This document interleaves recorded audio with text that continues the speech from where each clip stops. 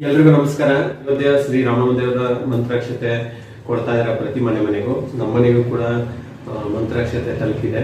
ಇದನ್ನ ನಾವು ನಿಮ್ಗೆ ಎಲ್ರಿಗೂ ಗೊತ್ತೇ ಇದೆ, ಈ ತಿಂಗಳು ಜನವರಿ 22ನೇ ತಾರೀಕು ಉತ್ತರ ಪ್ರದೇಶದ ಅಯೋಧ್ಯೆಯಲ್ಲಿ ಶ್ರೀರಾಮ ಮಂದಿರ ಸ್ಥಾಪನೆ ಉದ್ಘಾಟನೆ ಆಗ್ತಾ ಇದೆ.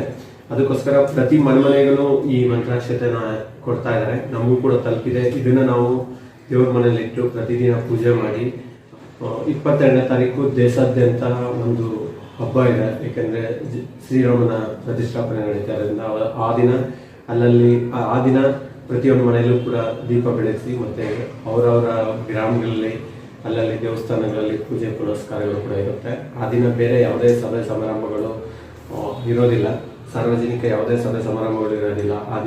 ಆ ದಿನ ಪೂರ್ತಿ ಶ್ರೀರಾಮನ ಸ್ಮರಣೆ. ಇವರ ಮನೆಗೂ ಅಯೋಧ್ಯೆಯ ಶ್ರೀರಾಮ ಮಂತ್ರಾಕ್ಷತೆ ಕೊಡ್ತಾ ಇದ್ದಾರೆ.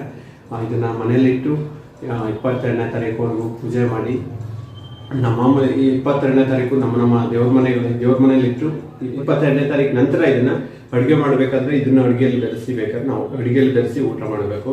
ಮಂತ್ರಾಕ್ಷತೆ ಎಲ್ರಿಗೂ ತಲುಪಿದೆ ಅಂದ್ಕೊಂಡಿದ್ದೀನಿ. ಮಂತ್ರಾಕ್ಷತೆ ಜೊತೆ ಒಂದು ಪಾಂಪ್ಲೆಟ್ಸ್ ಕೊಟ್ಟಿದ್ದಾರೆ. ಇದರಲ್ಲಿ ಶ್ರೀರಾಮನ ಜನ್ಮಭೂಮಿ ಮಂದಿರದ ವಿವರಣೆ ಮತ್ತೆ ಪರಿಚಯ ಇದೆ.